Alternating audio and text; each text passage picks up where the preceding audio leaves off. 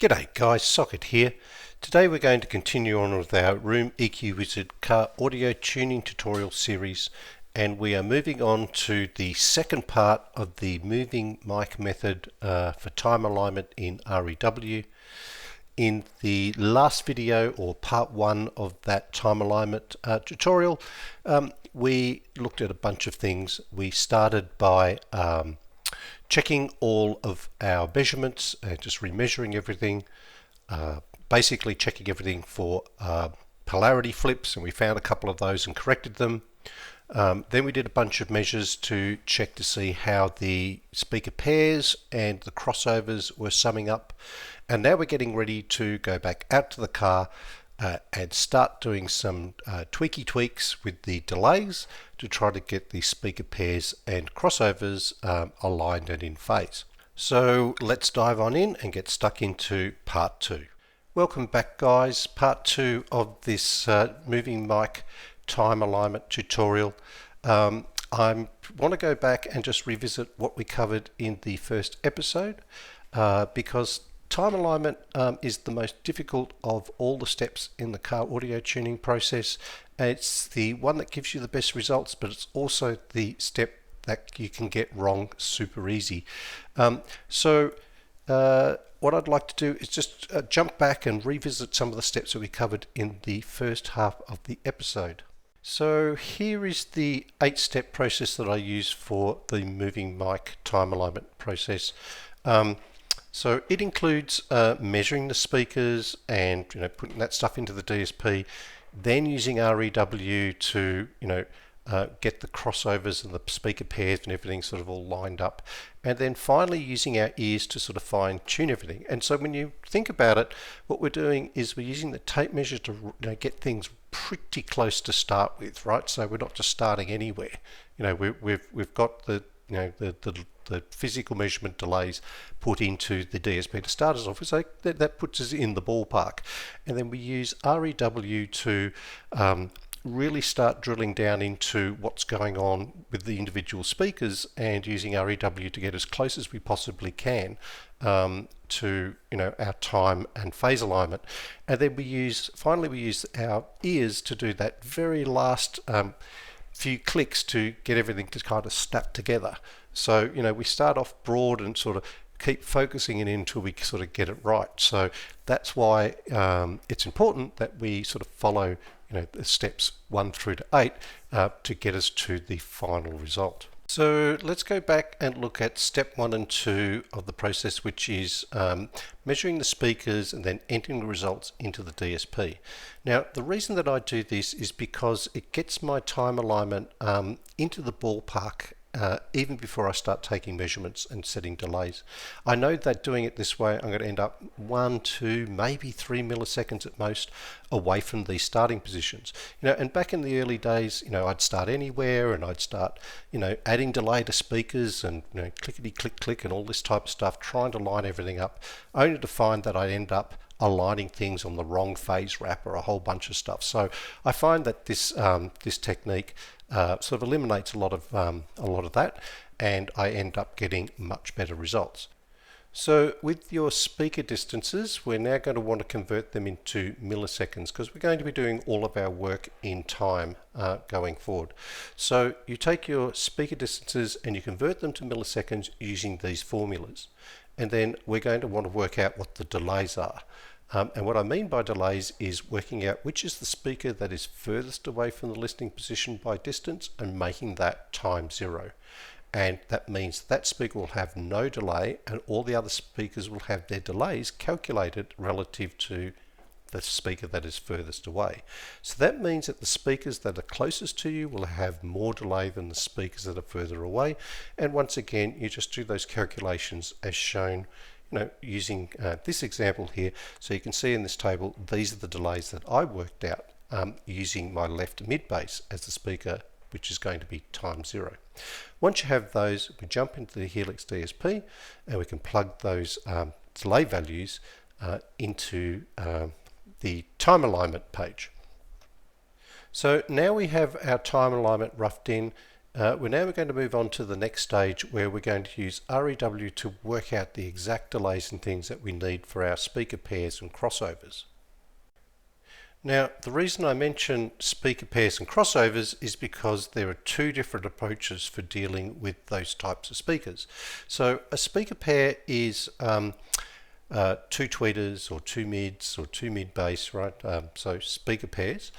And crossovers is my term for a left tweeter and a left mid. You know, two speakers that are going to be playing a frequency range and have a crossover between them. Okay, so that could be, as I said, your left tweeter, your left mid, your left mid, your left mid bass, a front sub and a rear sub.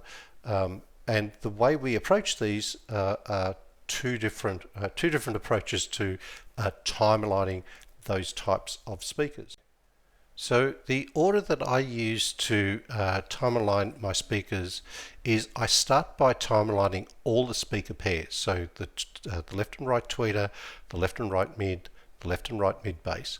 And when I've timelined them and I've got them pretty right, I then lock them into their own group. So I'll lock the tweeters into group 1 and the mids into group 2 and the mid bass into group 3. And what that means is no matter what I do in terms of time alignment going forward and adding delays to these speakers, their timing relative to each other is not going to change. Okay, so I get those speaker pairs done first.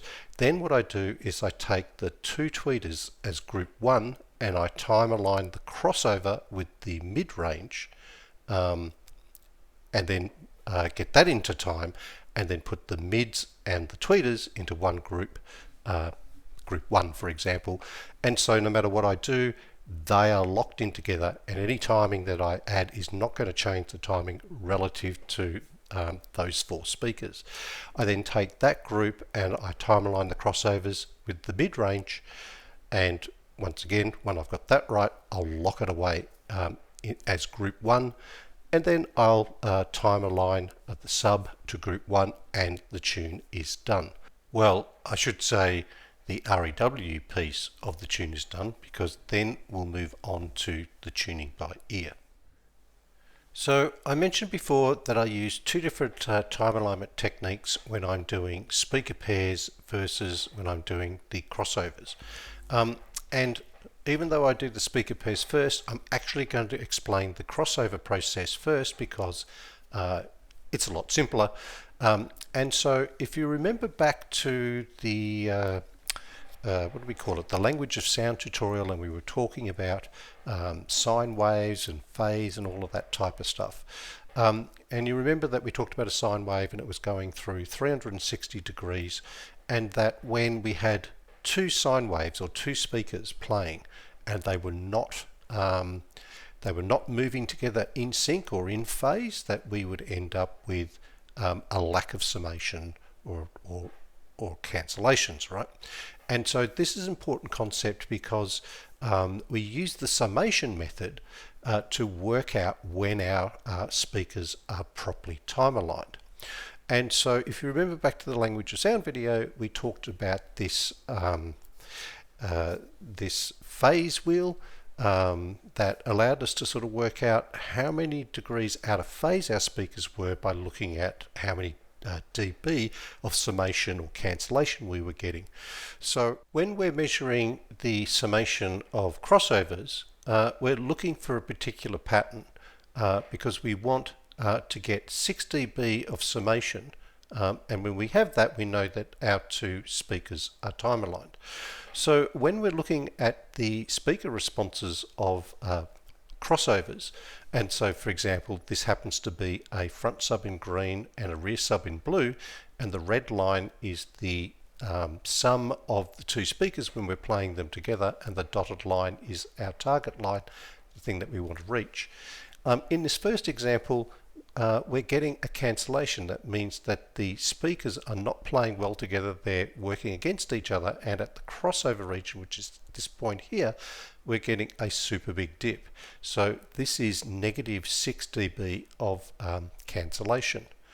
The next type of situation we might have is where it's not a full 6 dB of cancellation, it's kind of like below the these are the individual speakers, and the sum is below that, those speakers. So we're getting some level of cancellation. So that's what we would call minus 3 dB. The next situation is where the summation follows the two speaker lines roughly, and that means it's neither cancelling nor adding up, and that is what we would call 0 dB. The next situation is where the speakers have some level of summation, so it's not hitting our 6 dB target line. If you measure from the crossover to there, you'll figure it out, it's about 3 dB. So, this is not dipping or following the lines, there is some sort of summation happening there. But the situation that we're aiming for with our crossovers is to have a full 6 dB from the crossover to that point, 6 decibels in magnitude. And that means that we know that the speakers are playing well together. Now, I have one caveat about that, and when we talked about it in the first half of the tutorial, and that is 6 dB is under ideal conditions. You can get that on your subs and your mid basses, but on your mids and tweeters, you're going to be somewhere between 3 and 5 dB, but I'll explain that a little bit later. So why is this important? Well, because if we know how many decibels that we're getting in terms of summation or cancellation, we can work out the amount of phase offset, or how out of phase the two speakers are, and then from that we can work out how many milliseconds delay we need to add to get our full 6 dB of summation. So let me explain in a little more detail. So here are the same diagrams that but next to our sine waves, and so if we take our 6 dB example, which is what we're trying to achieve when we're doing our time alignment, and these are two sine waves, so two speakers, so the front sub and, for example, the rear sub, and in this case they're completely lined up and they're working together to give us this full 6 dB of summation. But when they are slightly out of phase, and in this case, the front sub and the rear sub would be 90 degrees out of phase, we can see that they're working together, but they're not really working together 100%. So we end up with less than 6 dB, in this case 3 decibels of summation from the crossover point to the red summation line. And then by the time we get to the speakers being 120 degrees out of phase, then we find that the line is sort of hugging the individual lines, and we're getting 0 dB of summation. If we get even further out of phase, in this case 139 degrees out of phase, we end up with some cancellation now occurring because they're working against each other, and we end up with -3 decibels, right? And then if we get even further out of phase, we end up at 180 degrees out of phase and get a full cancellation of -6 dB or more. So what we're really aiming for, as I said before, is to have our speakers working in sync to give us this full summation. So from this point and up, we're getting some level of summation, and from this point down, we're getting some level of cancellation. And what's really helpful is to know exactly what the phase offset, or how out of phase the two speakers are at these different levels, because it means that we can go and look at our REW, sort of work out the distance between the crossover and the summation line, and then we've got a bit of an indication how many degrees out of phase our speakers are and how to correct it. So working from 0 degrees out of phase, where we have a full 6 dB of summation, all the way down to -6 dB of cancellation at 151 degrees out of phase. When you get to 180 degrees out of phase, theoretically you can have an infinite amount of cancellation, but in practice that's pretty rare. So the key summations are sort of summed up here in red. So when you have a look at your REW plots, if your summation is 3 dB, that means your speakers are out of phase by 90 degrees. If your summation is running through, matching the individual measurement lines, then your phase is out by 120. And when it's dipping down by 3 dB, then our phase is out by 139. And if there's a massive cancellation of 6 or more, then you're somewhere between 151 and 180 degrees out of phase. Okay, but you can see there are other numbers too. So if you do this measurement and you find out that I'm 2 dB out, then it's 102 degrees out of phase. And that's super handy because we can use a very simple formula to then work out exactly how much delay that we need to add here.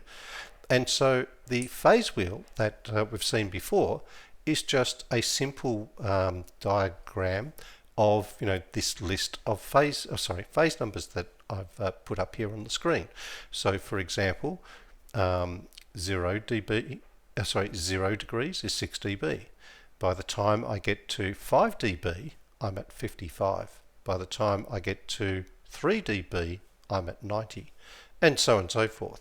Now you'll notice that what happens is that we get to 180, but I end the chart here at 180, but that's because basically we've got a sine wave, so the first one is 180 and then it goes to there to 180 and then we've got another 180 part to complete a full circle, and so that's what this second half is. So if I go down and bring up those new numbers, so as we go around and we get more and more out of phase, okay, we get to 180 where it's absolutely its worst, and then as we move past 180 and keep moving forward, and by the time we get back to 305 degrees, we're back to 5 degrees of summation again, right? And then back to a full 360. So the way you can think about it is as you add delay, you go from summation, it gets worse, worse, worse, and worse till it's as bad as it can get down at the bottom of the plot.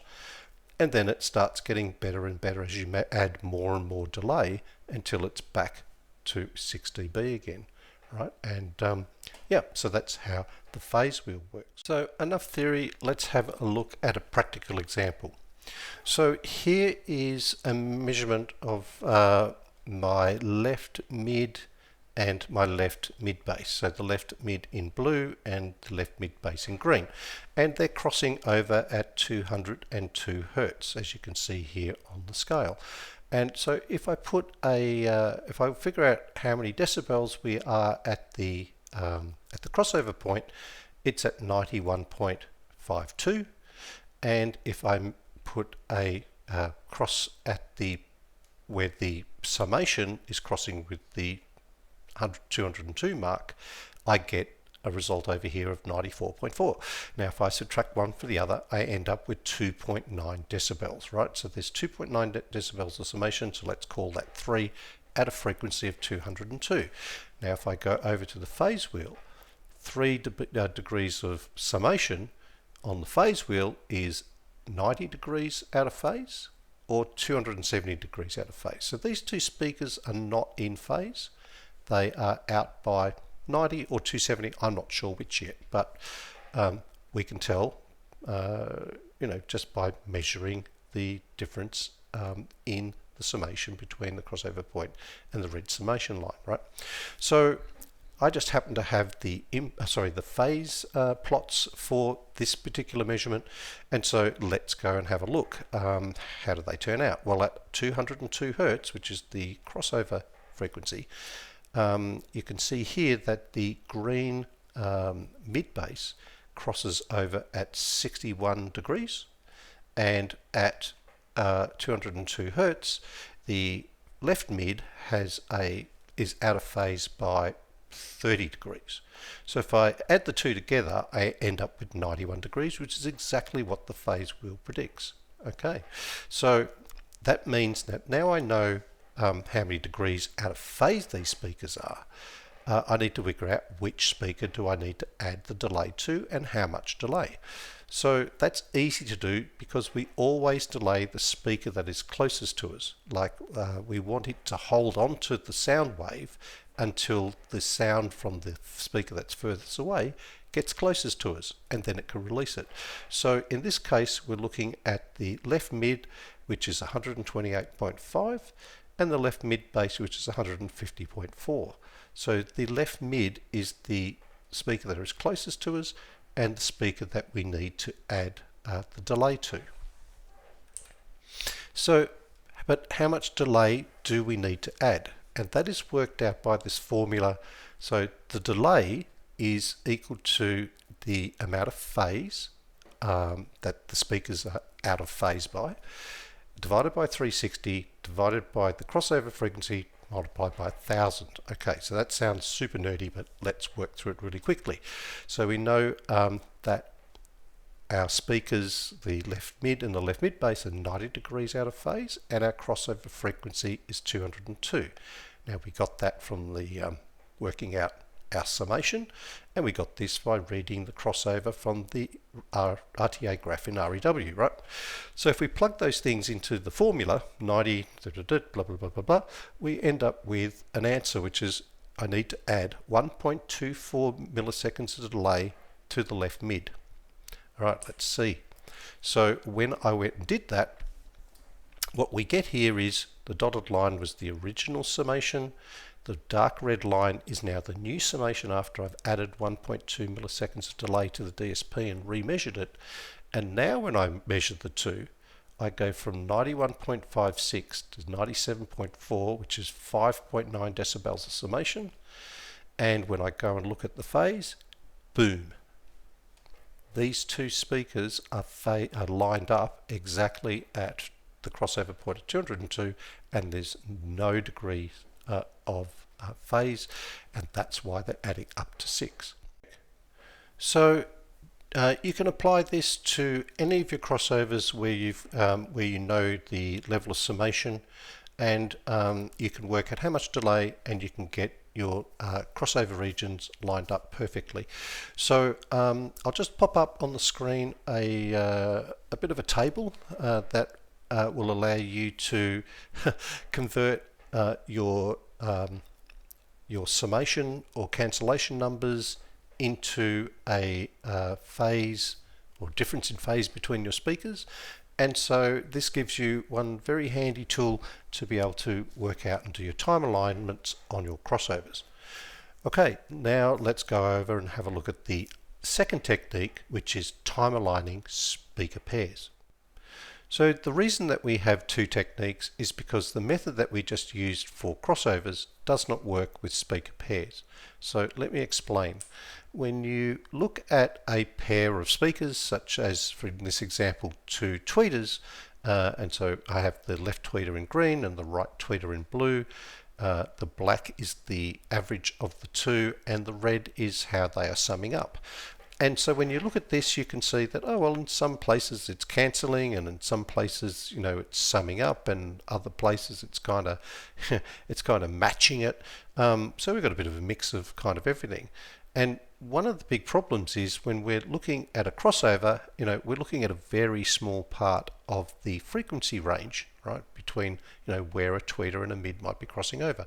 But when we're looking at speaker pairs, we're looking at a much greater frequency range. So for example, this pair of tweeters is running from 1000 through to 20,000 hertz. So whereabouts do you do your crossover? Your time alignment. Do you time alignment here, or do you time alignment there? You know, where do you pick? And when you add delay to a left or a right tweeter, you're adding delay not just to one point, but the entire range. You're going to change the frequency response of all of these points on in the tweeter pair. So if I give you an example, you know, and let's say that we're going to measure, well, at, you know, 1K it's summing up at 2.5, and at, you know, at 3K it's, you know, 1 dB summation, and then over here at 20K it's, you know, 4 dB summation. So it's up and down all over the place. All over the place. And if you let's say just picked one point at random, and I said, okay, well, I'm going to take somewhere in the middle. Let's take 6,000. At 6,000 it's 3.5 dB of summation from, you know, this point here to this point here. And if I look at the phase wheel or the table, that tells me that it's 80 degrees out of phase, the tweeter and the the two tweeters at 6,000 hertz is 80 degrees out of phase. Okay, so I plug that into the formula and it tells me that I need to delay the closest tweeter, and in my right-hand drive car that would be the right-hand tweeter, would need to be delayed 0.037 of a millisecond. Fabulous. So I go and plug that into my little calculator, and at 6,000 hertz I get a phase shift of 80 degrees, and bingo, it would be in phase at that point. But at all these other points in the frequency range, at 2,000 hertz, instead of moving 80 degrees, I've only moved at 27. And over here at 10,000 hertz, I've actually moved at 133. And so what happens is, instead of the whole line providing a nice smooth 6 dB sum up, as we have with the crossovers, what we find is that different parts of this line will move up and down because each of these frequencies is changing at a different amount of phase shift, and that's why the technique for the crossovers does not work with speaker pairs. So I'm just going to jump into REW and show you what happens when we add delay to a speaker, or what happens to the summation line, I should say, when we add delay to a speaker. So here we've got the left and right tweeter in green and blue. We've got the dotted target line, which will give us the maximum summation that's theoretically possible, and then we have the black line, which indicates the summation of the two speakers. So if I just click here on Find Delay Adjustment and I add 0.1 of a millisecond with every click, you can see what's happening to the summation line. It's never really hitting the target line, and each time I click it, the whole line kind of wiggles and changes, right? And I can go back the other way and you can see it sort of wiggling around. So the aim of getting time alignment right with the speaker pairs is not so much to hit the maximum target line, but to try to find the setting where the the summation line gives you the line of best fit.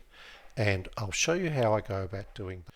So this very complicated looking diagram explains how I go about time aligning the speaker pairs.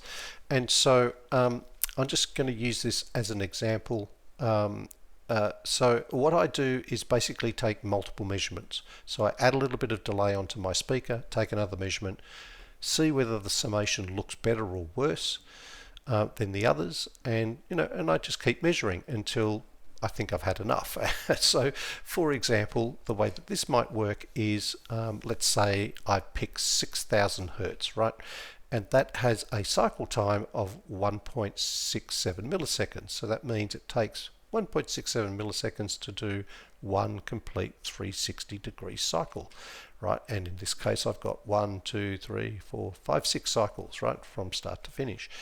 Now, I don't want to necessarily measure in one cycle lots, because if my stuff's out of phase, right, the two speakers are out of phase, doing one cycle lots isn't going to sort of, I'm just going to be measuring the same result all the time, right?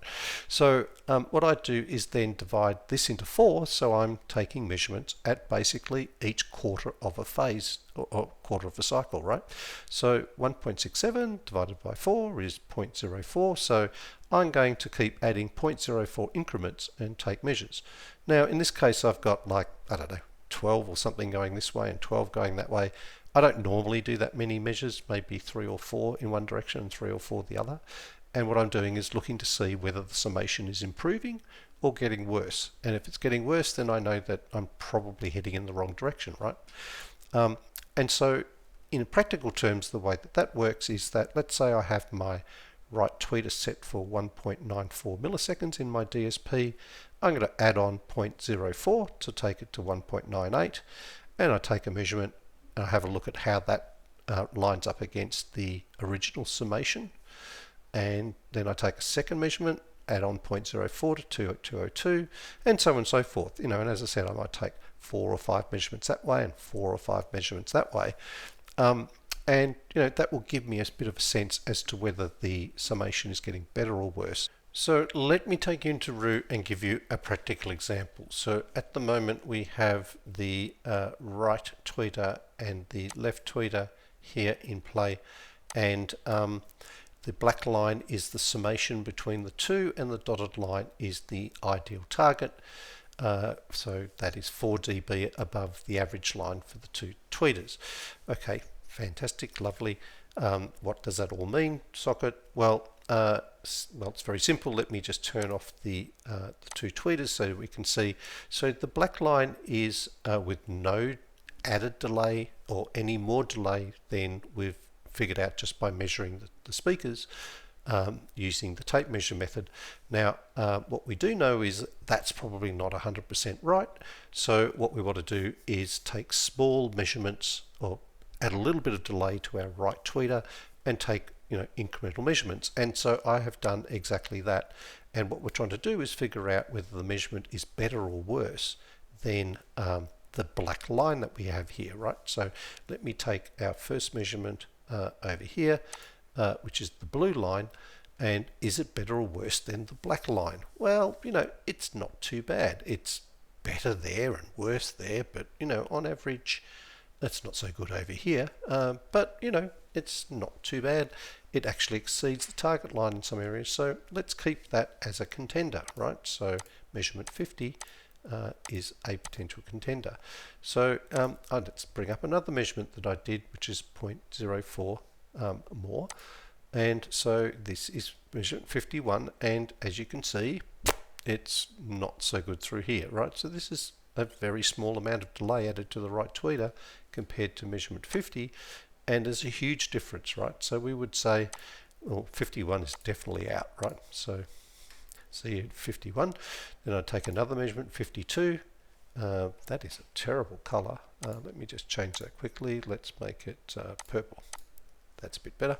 Now, same thing again. Is it better than the black? No, it's not. It's got dips and things all over the place, so I would get rid of measurement 52 as well. That's out. Then we go to 53. It's not too bad, but it's got a big dip. It's certainly not better than the blue one, so 53 is gone as well. Measurement 54, terrible. So it feels like we're going in the wrong direction, right? So let's see if we go back the other way, starting off at our 0 mark, which we had, our delay set as per the tape measure measured, and let's go the other way. Well, that doesn't look very good at all, so that measurement would be out. And then, okay, we've got a brown measurement here, measurement 56. And you can see that, okay, it's not terrible. It's certainly better than the blue line. So we have that one. I actually prefer it over the blue line, so I'm going to get rid of measurement 50. So, okay, that's our new contender. And then our last measurement, measurement 49, it also is pretty good. So I've got two potential measures out of all of this. One has negative 0.16 milliseconds of delay. So I've gone backwards, and the other one's got plus 0.04 milliseconds of delay. But which one is the better of the two? Well, the next step that I would do is actually just play some pink noise and listen to see which one of these signals is more centered in the middle of the dash. Because if it is if it's the measure that is the closest to the maximum summation that we're going to get across the tweeter, then the image is going to be in the center of the dash.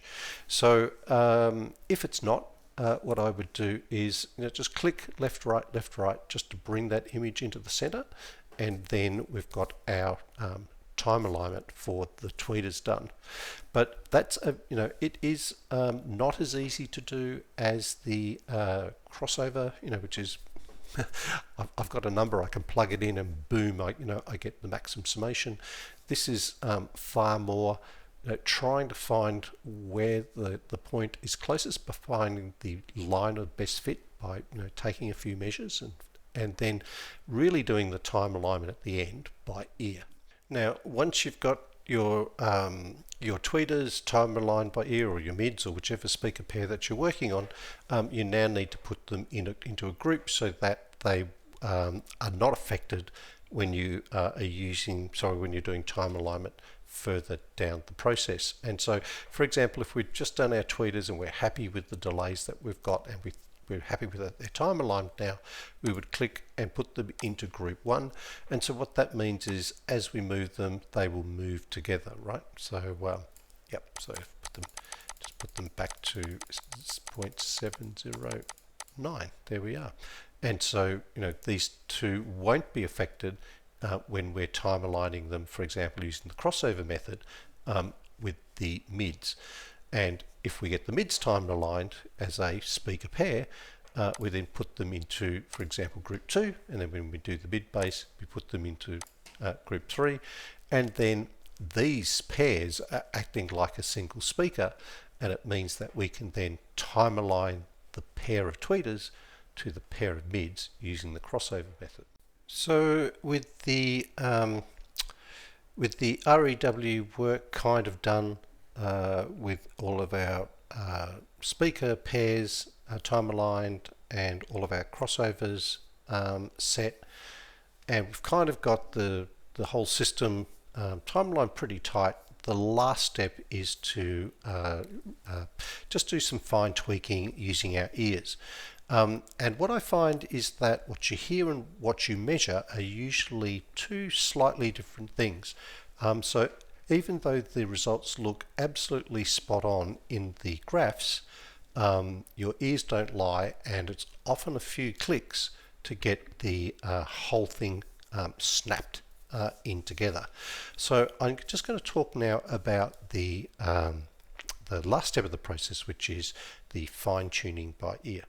So it's actually quite difficult to explain over a video tutorial what it sounds like when you're trying to do your time alignment by ear, but I'll give it a red hot go. So the first situation I can try to describe is when speakers are playing in polarity or when they're playing out of polarity. So when you have one of your speakers polarity flipped the wrong way. So when it's out of polarity, what you'll hear is that the speakers will sound like they're kind of split, right? The sound will be coming from the left or right, sometimes from near where your mirrors are in the car, and they'll kind of, when you're playing pink noise, you'll hear this hiss, coming from both sides of the car. And when you flip the polarity around and they're both in polarity, you'll find that that sound will move from the mirrors, that hissing will move from the mirrors and sort of end up somewhere in the middle of your dash, kind of on the dashboard, somewhere around underneath your revision mirror, right? And the best way to try to get used to how that sounds is to just play some pink noise with for example, your left and right mid playing, and just flip the polarity on one of those speakers and see if you can hear the sound splitting and coming back together, splitting and coming back together. And then try that with your tweeters and try that with your mid bass, your speaker pairs, and you can and you'll get used to when something sounds in polarity or out of polarity. So when you're looking at your REW measures and you see that there's a big massive dip, and you should be able to hear that the pink noise splitting when you're playing those two speakers together. So that is, I guess, the first example of tuning with your ears. The second example is when you're trying to get your time alignment right, either when you're doing your crossovers or when you're doing your speaker pairs. When your time alignment is wrong, you will find that the speaker or the sound, it may be split. Sometimes it's not split, but it sounds like it's coming from in front of you at the steering wheel or coming from across the dashboard. It's not properly in the center, and often people mistake this for having to play with the levels, right? It's not necessarily that, it's just that you're getting cancellations in some frequencies and not others, and that means that one speaker is playing softer than the other speaker due to some of the speaker cancellations and some of the summations that's going on. But when you have both speakers in time alignment, then you will get the sound coming from, once again, in the middle of the dashboard, sort of underneath the mirror, and and it'll sound nice and centered. And when you get all of your speakers playing like that, you will find that the when you have your tweeters and your mids, your mid bass, and everything playing together, it should, as you would expect when a system's properly tuned, all sound like it's coming from the center of your dashboard.